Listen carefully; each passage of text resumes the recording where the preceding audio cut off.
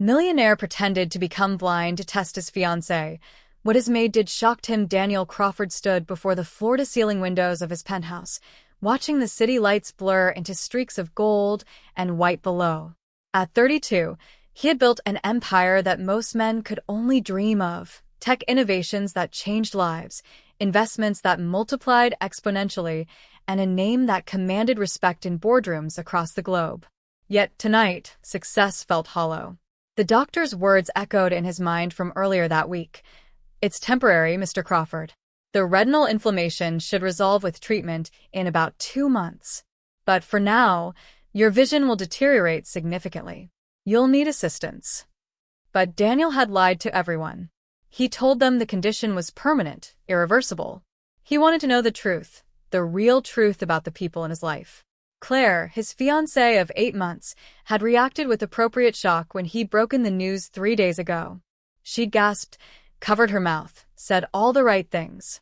But Daniel had built his fortune on reading people, on seeing beyond words to intentions. And something in Claire's eyes had flickered, something that looked uncomfortably like calculation. "You're being paranoid," he muttered to himself, but the seed of doubt had been planted years ago. His father had warned him on his deathbed. "In this world, son, people will love your money more than they'll ever love you. Trust is a luxury we can't afford." Daniel had never believed in anyone since then. Not truly.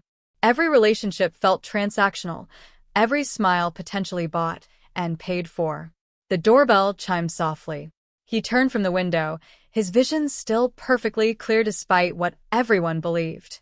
Mary, his housekeeper, would be arriving for her evening shift.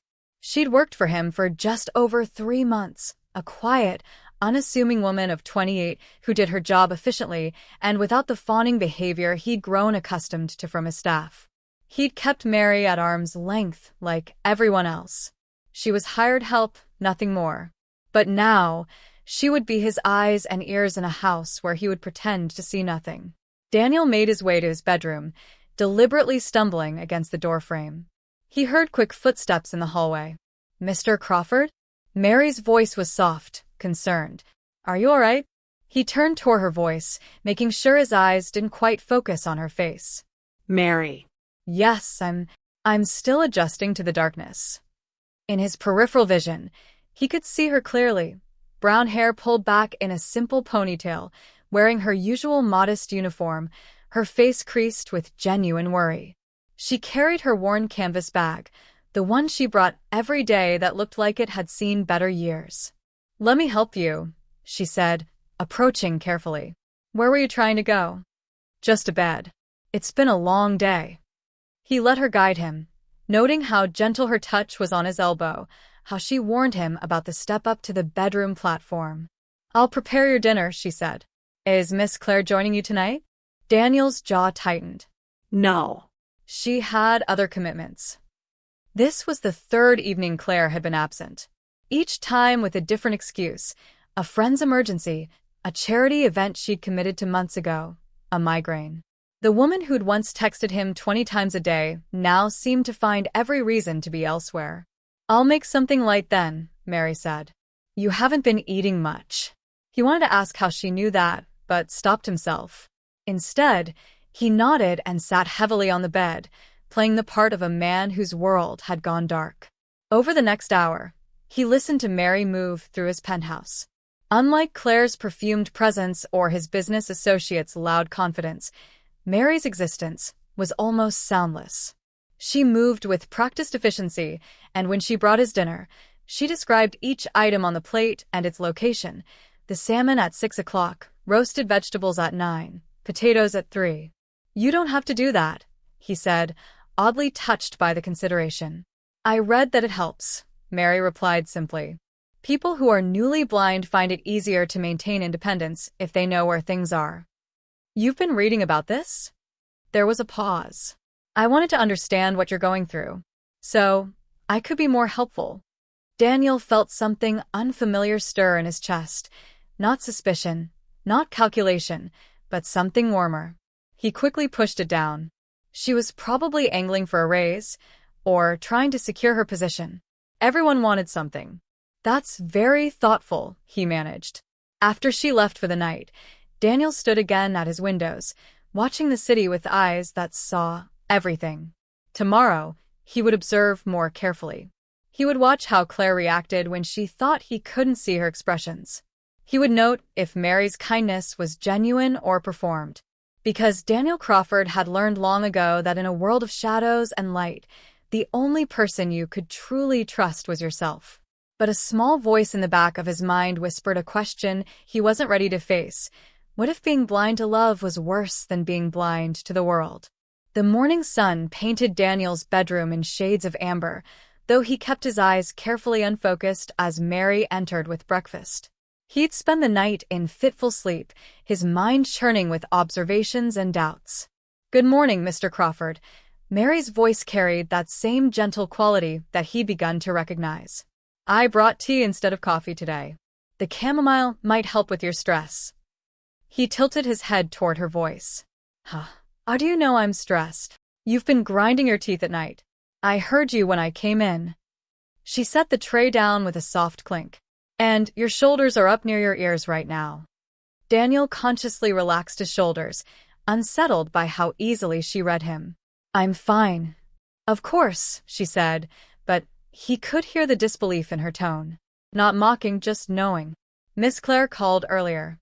She said she'll try to visit this afternoon." Try. The word hung in the air like smoke. "I see," he said, then caught himself.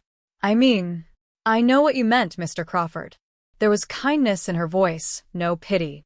Language doesn't change just because circumstances do. After she left to clean the other rooms, Daniel moved carefully to his study. He'd installed cameras throughout the penthouse years ago, security measures he'd never really needed until now. Settling behind his desk, he pulled up the feeds on his computer, watching Mary work. She moved through his home with quiet respect, touching his belongings carefully, straightening things just enough to be helpful without rearranging his space.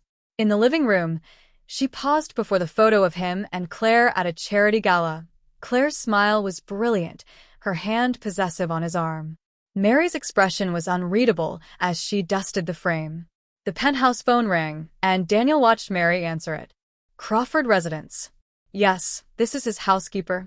"I'm sorry, Mr. Crawford isn't available right now. May I take a message?" A pause. "I understand it's urgent, but he's asked not to be disturbed with business matters." "Yes, I'll let him know you called." She hung up and stood there for a moment, her hand resting on the phone. Daniel saw her bite her lip, clearly troubled by something. She walked to his study and knocked softly. "Mr. Crawford? That was Vincent Chen from your company. He said there's an urgent board meeting scheduled and they need your input." Daniel kept his face toward the window. "Tell him I'm not interested in business right now." "Are you sure?" He sounded very concerned. "He mentioned something about Mary." His voice came out sharper than intended. "I said, I'm not interested. Is that unclear?" Silence. Then, quietly, "No, sir. That's very clear."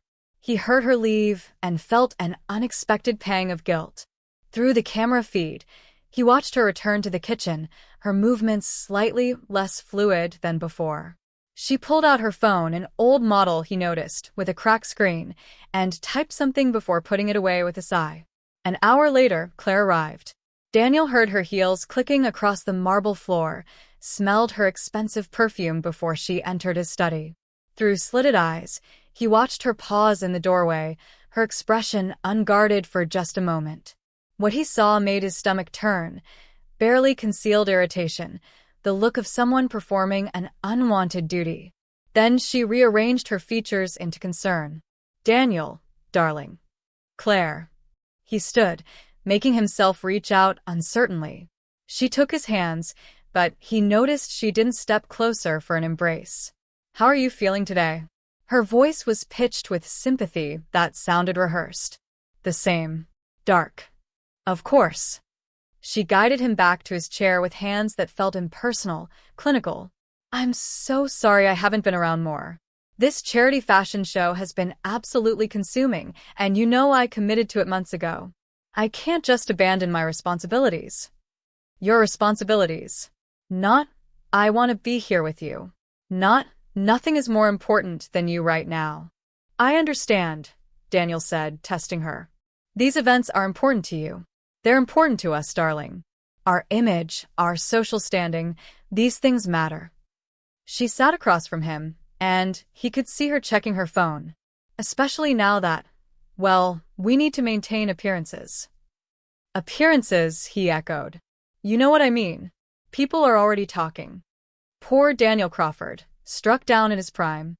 We need to show them that we're strong, that this doesn't change who we are. She reached over and patted his hand, a gesture that felt more like dismissal than comfort. Speaking of which, have you thought any more about the prenuptial agreement? I know this isn't the best time, but my lawyer keeps asking. Daniel's blood ran cold. They'd discussed a prenup before, but Claire had been the one resisting it, claiming it showed a lack of faith in their love. Now she was bringing it up? I thought you didn't want a prenup, he said carefully. Well, I've been thinking. Maybe it's smart to have everything clear. Protected. For both of us. She stood, her chair scraping. Anyway, I can't stay long. The caterers are waiting for approval on the menu, and you know how these people are, completely helpless, without constant supervision. She leaned down, and he felt her lips brush his cheek. A quick, perfunctory kiss. I'll try to come by tomorrow. Mary's taking good care of you, isn't she? Yes, he said quietly. She is. Good. She seems competent enough. A bit plain, but I suppose that doesn't matter for a housekeeper. Claire's heels clicked toward the door. Oh, and darling, maybe you should think about making some arrangements. Financial arrangements. Just in case this condition affects your ability to manage your affairs. I could help with that. We're going to be married, after all. After she left, Daniel sat in silence, his hands gripping the armrests so tightly his knuckles went white. The woman he'd been planning to marry was already positioning herself to manage his money, talking about him as if he were a problem to be solved rather than a person to be loved. He heard soft footsteps in the hallway and quickly relaxed his posture. Mr. Crawford? Mary's voice. Would you like some lunch? Not hungry. She didn't leave. You need to eat. You've barely touched your meals in 3 days. I said I'm not hungry. I know. Another pause. But I made soup. Homemade, not from a can. It's my grandmother's recipe. She used to make it when I was sad. It always helped. Despite himself, Daniel felt his throat tighten. Why would you do that? Because you're sad, Mary said simply. And because everyone deserves homemade soup when they're having a hard time. He heard her set down a bowl and smelled something rich and comforting. Chicken, herbs, something else he couldn't quite identify. Then her footsteps retreated, leaving him alone with an act of kindness he hadn't asked for and didn't know how to interpret. Daniel Crawford had built his fortune on reading people, on understanding their motivations. But as he sat there in his carefully constructed darkness, he realized that maybe he'd spent so long looking for deception that he'd forgotten what genuine care looked like. Daniel woke to the sound of hushed voices. According to the clock, which he could see perfectly well, it was just past 7 in the morning. Mary wouldn't arrive for another hour. He slipped from bed and moved silently toward his study, where the voices originated. Through the partially open door, he saw Claire rifling through his desk drawers.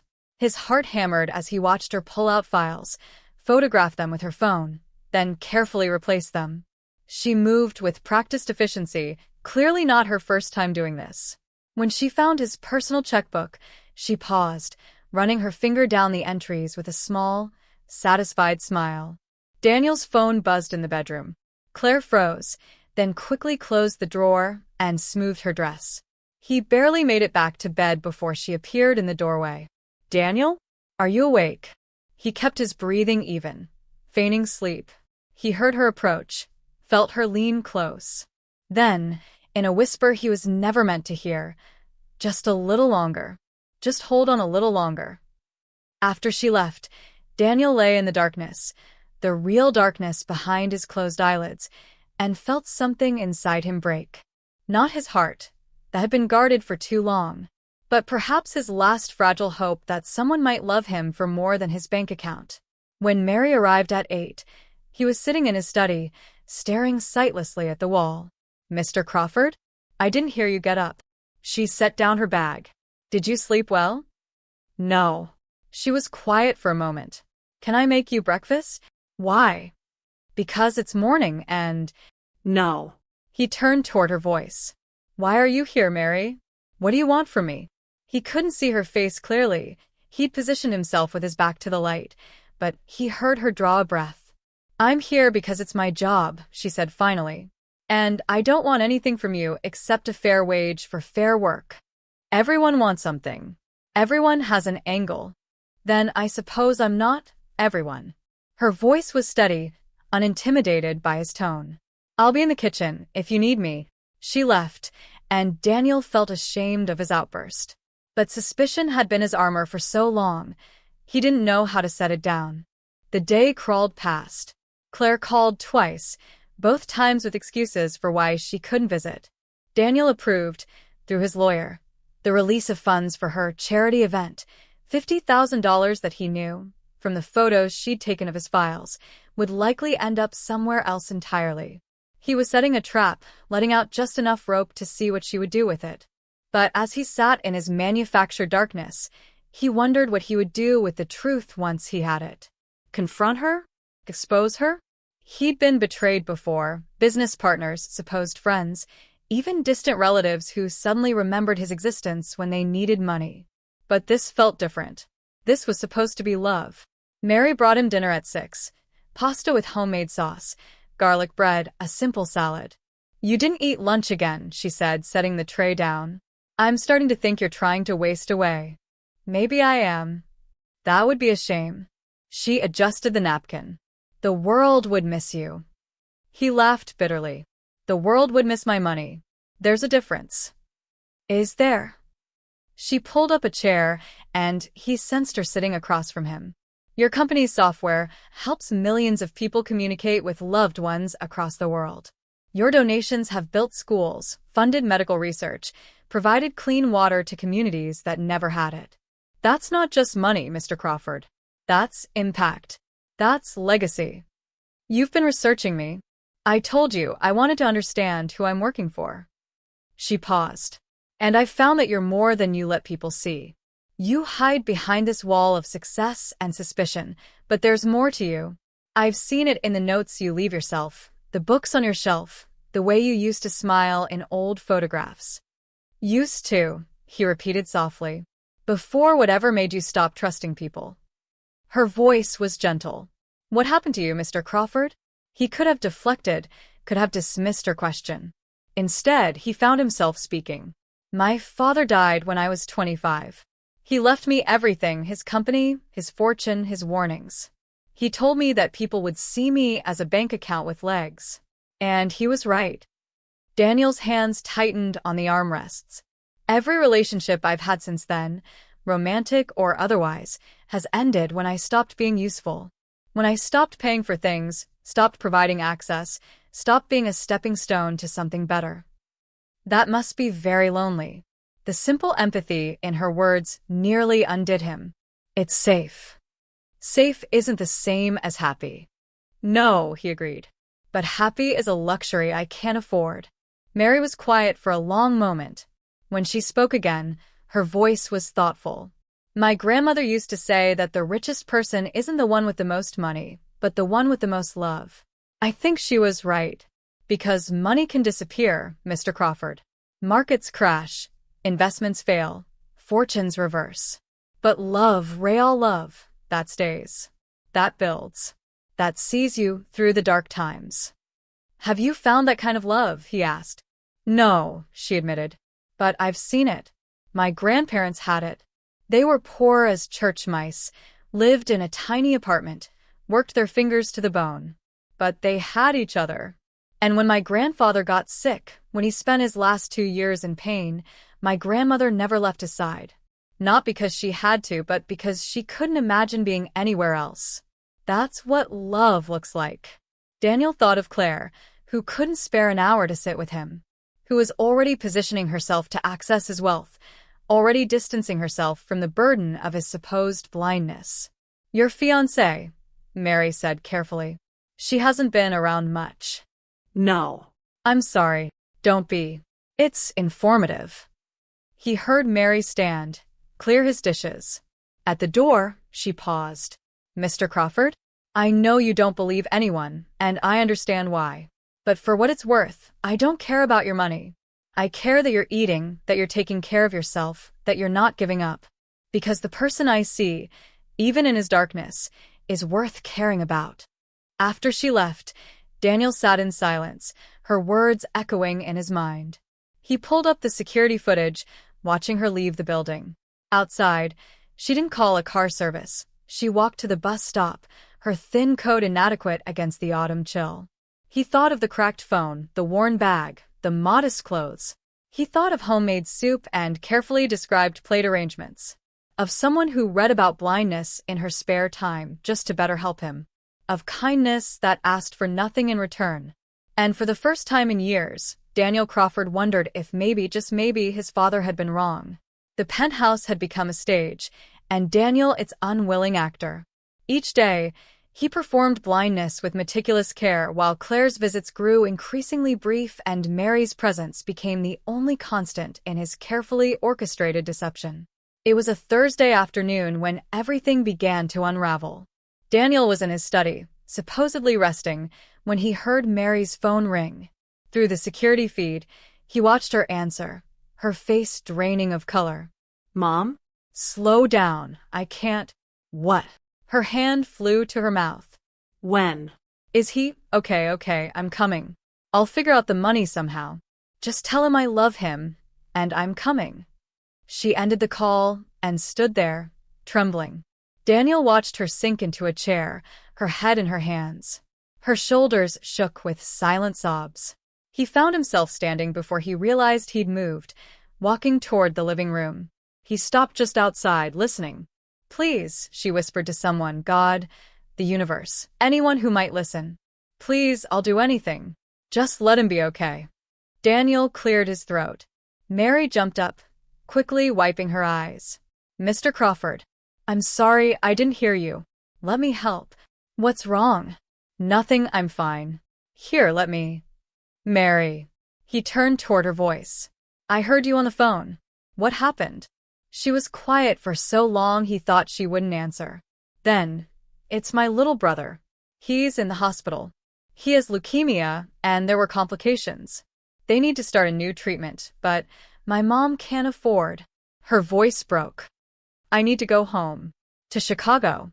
But I can't leave you without help, and I can't afford the flight, and… How much? What? How much do you need? For the flight. For the treatment. Mr. Crawford, I wasn't asking for. I know. How much? She named a figure that was pocket change to him but clearly represented an insurmountable mountain to her. Without hesitation, Daniel pulled out his phone, the one with voice control he supposedly needed, and transferred triple the amount to her account. That should cover the flight, the treatment, and whatever else you need. Take the company jet. It's faster. And take all the time you need. I can't accept this. It's too much. Yes, you can. And you will. His voice softened. Go be with your brother, Mary. He heard her breath catch, felt her hand touch his arm gently. Thank you. Thank you so much. I'll pay you back, I promise. Even if it takes years. Don't worry about that now. Just go. After she left in a rush to pack, Daniel sat in the silence of his penthouse and felt the weight of his deception more heavily than ever. She'd been struggling, her family in crisis, her brother sick, and she'd never said a word, never asked for help, never let it affect her work, never treated Daniel with anything less than patient care. He thought of Claire, who'd spent $50,000 on a charity event that hadn't happened, who photographed his financial documents, who couldn't spare an afternoon to sit with him. The contrast was blinding. That evening, Claire arrived unannounced, her Chanel perfume announcing her before her voice did. Daniel, darling, we need to talk. He turned from the window. About us. About our future. She sat down, and he could hear the rustle of expensive fabric. I've been thinking a lot about what's best for both of us. Here it comes, he thought. This situation with your eyesight, it's more permanent than we hoped. And I think we need to be realistic about what that means for our relationship. Realistic, he echoed. I care about you, Daniel. I really do. But I'm only 29. I have my whole life ahead of me, and I can't. She paused, as if searching for the right words. I can't be a caretaker. It wouldn't be fair to either of us. I see. Don't make this harder than it needs to be. We both know this isn't what either of us signed up for. You need someone who can dedicate their life to taking care of you, and I need to be able to live my life. Your life, Daniel said quietly. The one funded by my money. He heard her sharp intake of breath. That's not fair. Isn't it? The penthouse I bought you, the car, the credit cards, the charity events, should I go on? Those were gifts. You gave them freely. I did. When I thought you loved me. Claire stood abruptly. I do love you, but love isn't always enough. Sometimes practical considerations. How much? What? To go away quietly. How much do you want? Silence. Then, in a colder voice, I think 2 million is fair. Compensation for the time I've invested, the opportunities I've passed up to be with you. Daniel laughed, a hollow sound. 2 million for 8 months of pretending to care. That's quite a return on investment. Don't be cruel, Daniel. I did care. I do care. But this isn't the life I envisioned, and I shouldn't be punished for being honest about that. You're right, he said, surprising her. I'll have my lawyer draw up the papers. 2 million in exchange for you walking away and signing an NDA. You'll never speak about me, our relationship, or anything you learned about my business. Agreed. Agreed. Relief flooded her voice. I knew you'd understand. You're a businessman, you know how these things work. After she left, probably for the last time, Daniel stood at his window, actually looking out at the city he loved. He felt emptier than he had when his father died, hollower than when his first company nearly failed. He'd been right all along. People did only want his money. Claire had proved it. His business associates had proved it. Even distant family members he barely knew had proved it. Everyone except Mary.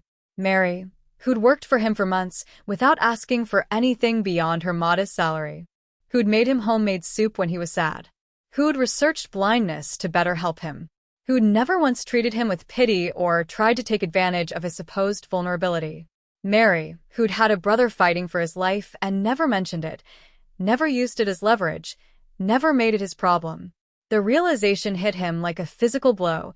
In testing everyone around him, he'd missed the one person who'd passed every test without knowing she was being tested. His phone buzzed with a text from an unknown number. Made it to Chicago. Thank you again for everything. Tommy's in surgery now. Praying. Mary. Daniel stared at the message for a long time. Then, he did something he hadn't done in years. He prayed too. The penthouse felt cavernous without Mary's quiet presence. Daniel had hired a temporary nurse, a efficient, professional woman named Mrs. Chun who did her job competently, but without warmth. She wasn't unkind, just transactional. She helped him navigate his supposed blindness with practiced detachment, clearly viewing him as a client rather than a person. It made him appreciate Mary's care even more. 3 days after Mary left, Daniel's lawyer, Richard, visited with the separation agreement for Claire. She signed already, Richard said, sliding papers across the desk. Faster than I've ever seen someone sign away a relationship. She also asked if the payment could be expedited. Of course she did. Daniel signed where indicated, each stroke of the pen feeling like closing a door he should never have opened. Process it today. Daniel, Richard's voice was careful. Are you sure you're all right? This is a lot to handle, especially with your condition. Daniel almost laughed. His condition was the least of his problems. I'm fine. Better than fine, actually. I know the truth now. After Richard left, Daniel pulled up his security footage from the past few months, watching hours of recordings he'd accumulated. He saw Claire in moments she thought she was alone, checking her reflection, counting money, photographed documents. Her mask slipping to reveal boredom, calculation, impatience. Then he watched Mary. He saw her carefully arranging his breakfast, making sure everything was perfect. Saw her pause by family photos, a soft smile on her face. Saw her reading on her breaks, not celebrity gossip or fashion magazines, but books about vision loss and adaptive techniques. Saw her carefully budgeting her modest lunch, counting coins for the vending machine. One clip made him stop completely. It was from 2 weeks ago. Mary was cleaning his study when she'd accidentally knocked over a framed photo of his parents. The frame cracked, and she'd gasped, cradling it carefully. He watched her spend the next 20 minutes carefully removing the photo, finding one of his spare frames, and transferring the picture with such gentle reverence that it made his throat tight. She'd never mentioned it, never asked to be reimbursed for the frame she'd probably bought herself. Just quietly fixed her mistake and moved on. Daniel's phone rang. "Mary." "Mr. Crawford? I hope I'm not disturbing you." "Not at all. How's Tommy?" "Better." Her voice was thick with relief and exhaustion. "The surgery went well. They think the new treatment will work. He was asking about you, actually." "Me?" I told him about my employer, who couldn't see anymore, but was still one of the bravest people I knew. He wanted me to tell you that he thinks you're cool. A soft laugh. High praise from an 11-year-old. Daniel felt warmth spread through his chest. "Tell him I think he's pretty cool, too. Fighting like that." "I will." A pause. "How are you managing?" "Is Mrs. Chen working out?" "She's competent. But she's not you." Silence. Then, quietly, "I'll be back in a few days. My mom can handle things here now, and I don't want to leave you without proper help for too long. Mary, take all the time you need. Your family comes first. Always." "You're very kind, Mr. Crawford." After they hung up, Daniel sat in the gathering darkness, real darkness now, as evening fell. He thought about kindness and what it really meant. Claire had called him generous, but only when he was giving her things. His business associates called him brilliant, but only when he was making them money. Society called him successful, but only measured in dollars and deals. Mary called him kind, and she'd earned the right to judge. His phone buzzed again. His head of security, James. "Mr. Crawford, I have that information you requested. About Mary Sullivan." Daniel had run background checks on all his employees, standard procedure. But he'd asked James to dig deeper into Mary's life, needing to be absolutely certain. "Go ahead. She's exactly who she says she is. Working class background, Chicago-born and raised. Father died when she was 19, workplace accident. She dropped out of college to support her mother and brother. Has worked as a housekeeper for 6 years, multiple excellent references.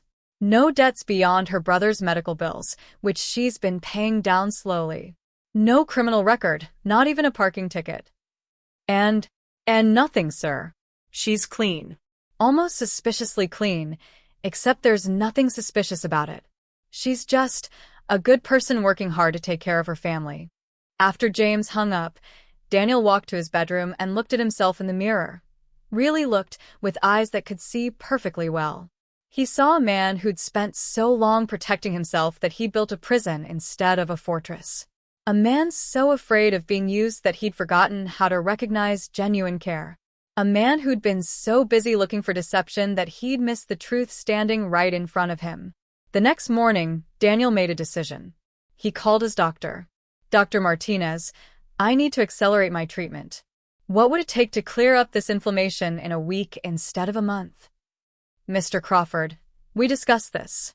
The healing process can be expedited with the right treatment, correct? Cost is no object." A pause. "There are some experimental therapies. Expensive, not guaranteed. I'll take them. All of them." "I need to see again." "Really see." After arranging the treatment, Daniel called his building manager and had him send up every file on Mary's employment. He read through her application, her references, the background check. He found her personal statement, written in careful handwriting. "I believe that every person deserves to be treated with dignity and respect, regardless of their circumstances. Housekeeping isn't just about cleaning, it's about creating a space where people can feel safe and cared for. I promise to bring that dedication to every day of my work. She'd kept that promise. Daniel spent the next 2 days in aggressive medical treatment. Dr. Martinez had been skeptical, but the combination of therapies worked faster than anyone expected. By Saturday morning, Daniel's vision had cleared significantly. He was sitting in his study, actually reading a book for the first time in weeks, when he heard the penthouse door open. "Mr. Crawford?" Mary's voice, tentative and tired. His heart leaped. She was back early. "I'm in the study." She appeared in the doorway, looking exhausted but relieved.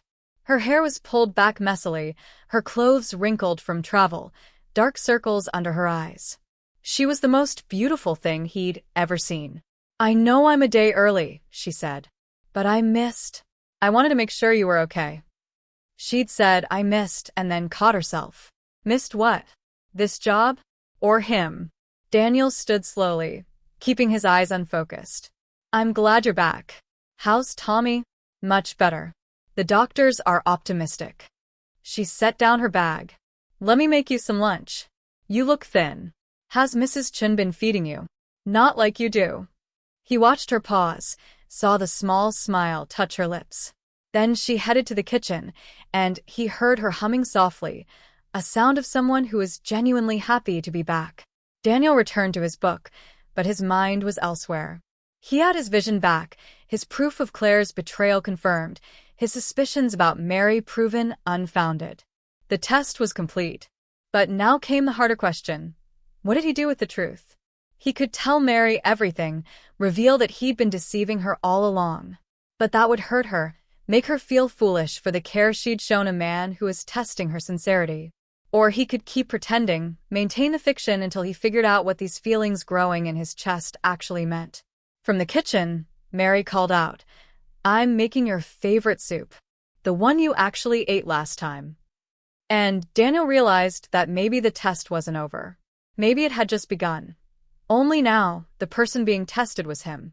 Could he be worthy of the kindness he'd been shown? Could he learn to trust not just Mary's intentions, but his own feelings?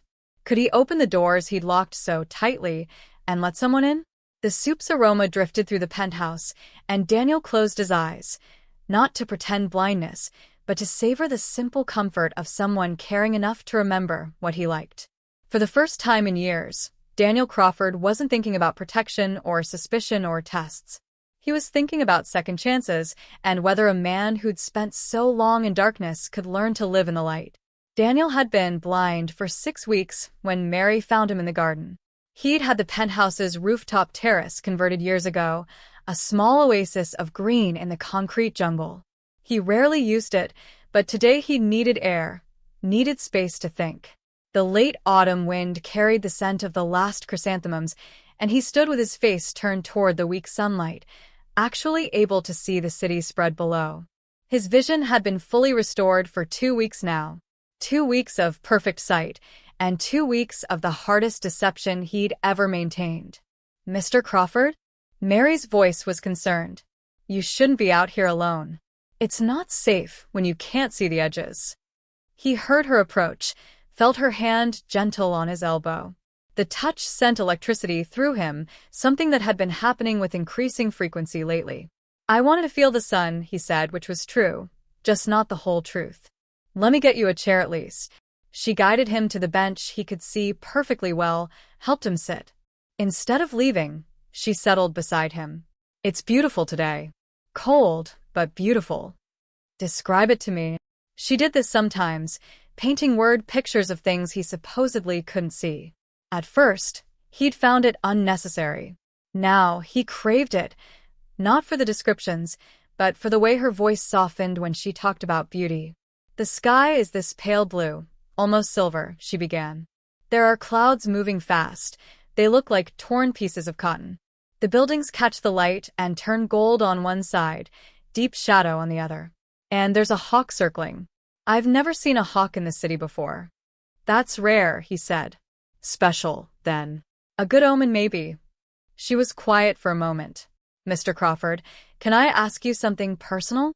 His heart rate picked up. "Of course. Why did you really tell everyone your blindness was permanent when the doctor said it was temporary?" Daniel froze. What? I clean your study. I saw the medical reports. The real ones. Her voice was gentle, not accusing. You can see, can't you? Or at least, you could see when you told everyone you couldn't. He should have lied. Every instinct screamed at him to maintain the deception. Instead, he found himself saying, How long have you known? About 3 weeks. I wasn't snooping.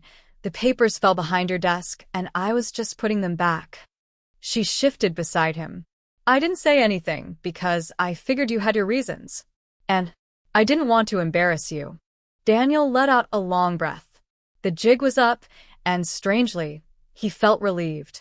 You're not angry? Why would I be angry? It's your life, your eyes, your truth to tell. She paused.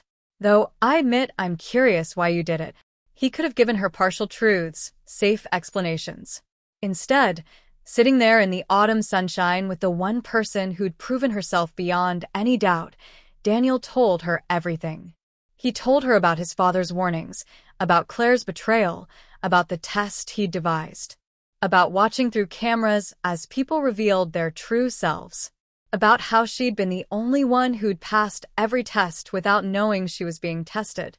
When he finished, Mary was quiet for a long time. That's the saddest thing I've ever heard, she finally said. What is? That you've lived your whole adult life unable to trust anyone. That you felt you needed to test people instead of just believing in them. Can you blame me?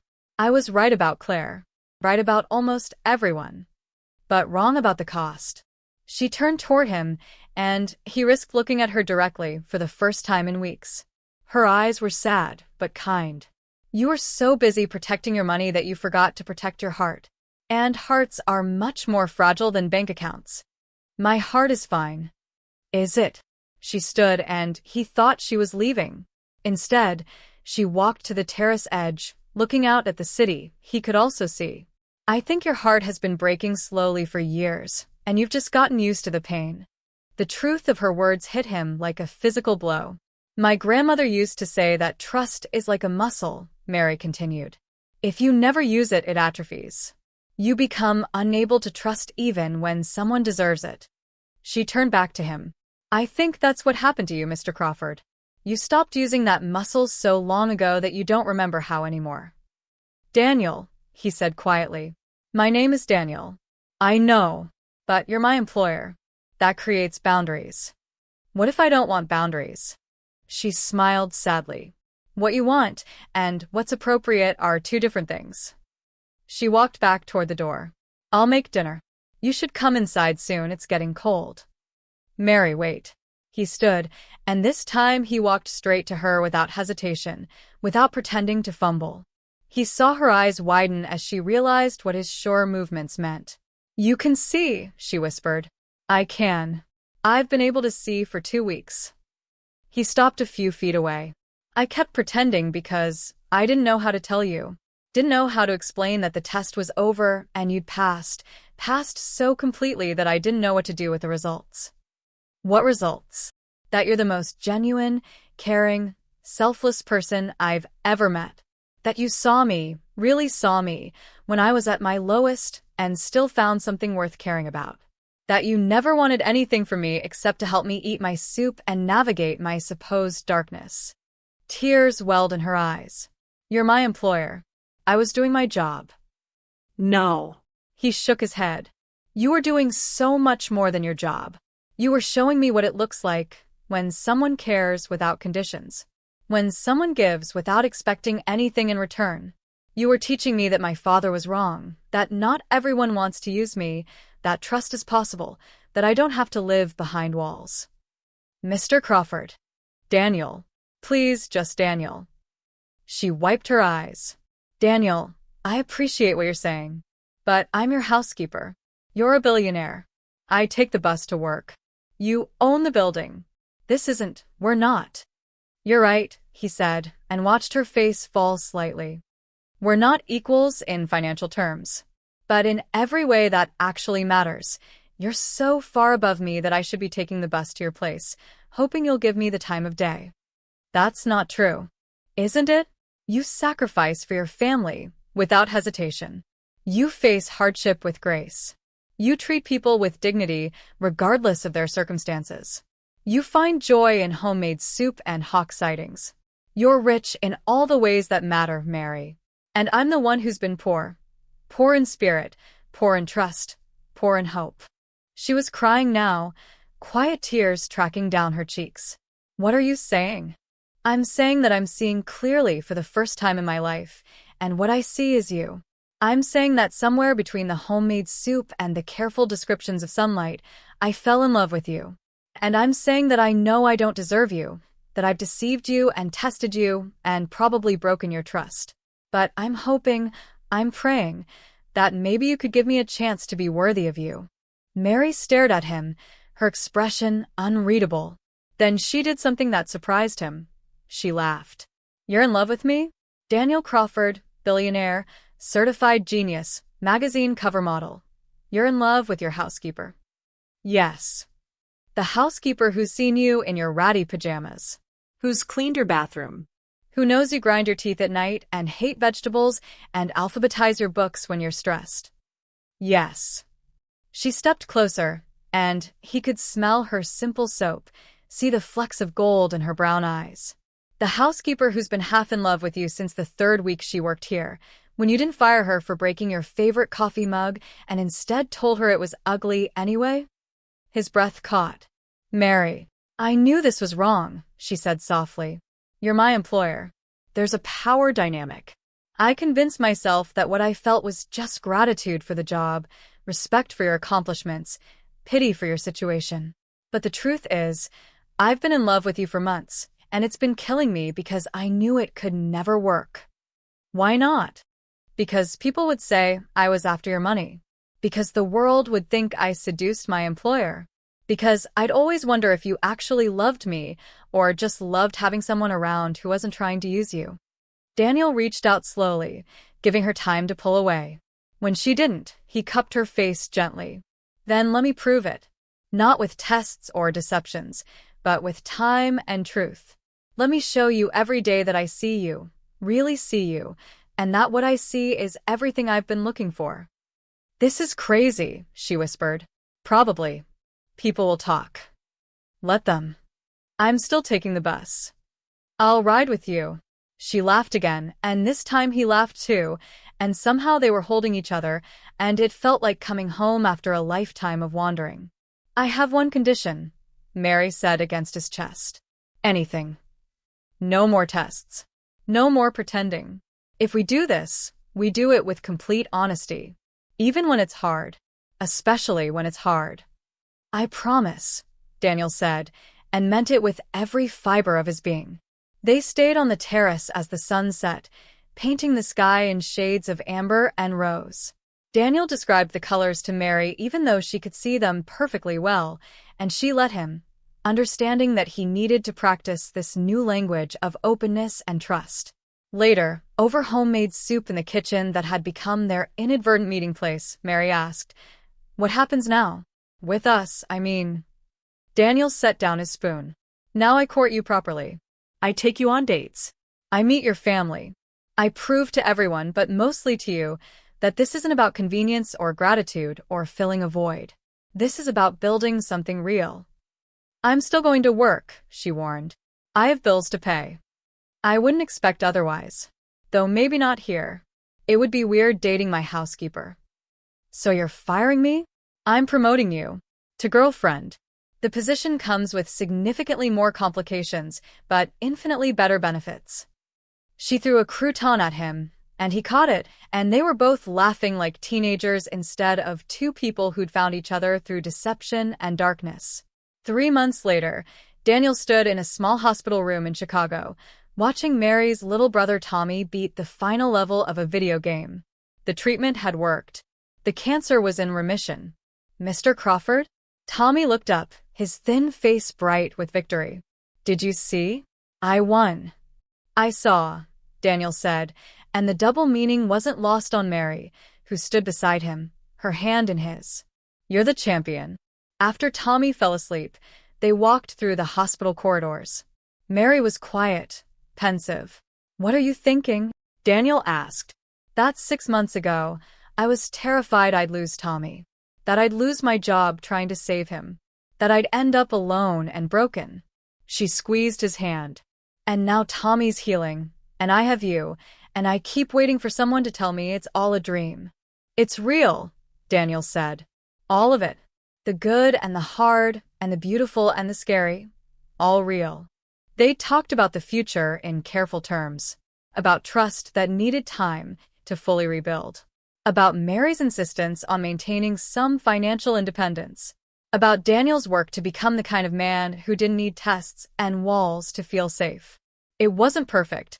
There were days when Daniel's old suspicions reared up, when he caught himself looking for ulterior motives that weren't there.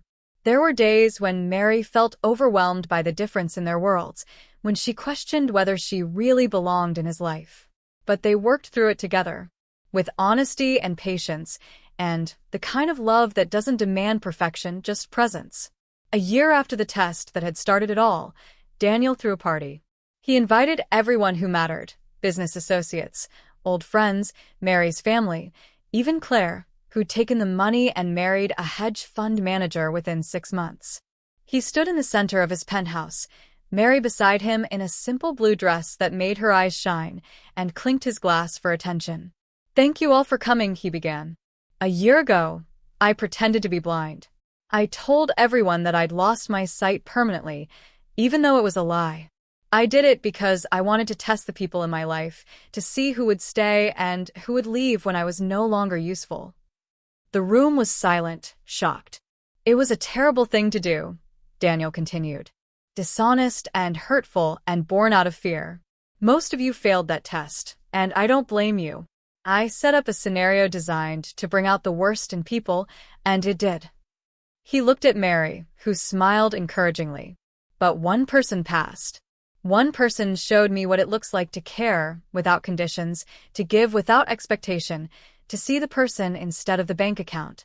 That person is Mary Sullivan, and tonight, I want to ask her something." He got down on one knee, and Mary's hands flew to her mouth, tears already starting. "Mary, you taught me to see, really see, what matters in life. You taught me that trust is possible, that love exists, that I don't have to live behind walls. You saw me at my worst and found something worth loving. Will you marry me?" The ring was simple. She'd refused anything ostentatious, but the diamond caught the light like hope itself. "Yes," Mary said, laughing and crying simultaneously. "Yes, 1,000 times yes." As he slipped the ring on her finger and stood to kiss her, the room erupted in applause. Even Claire was clapping, though her smile was tight. Later, when the party had wound down and they stood alone on the terrace where they'd confessed their feelings, Mary looked out at the city lights. "You know what I realized?" she said. "What?" "You were never really blind. You just had your eyes closed. And all I did was help you open them."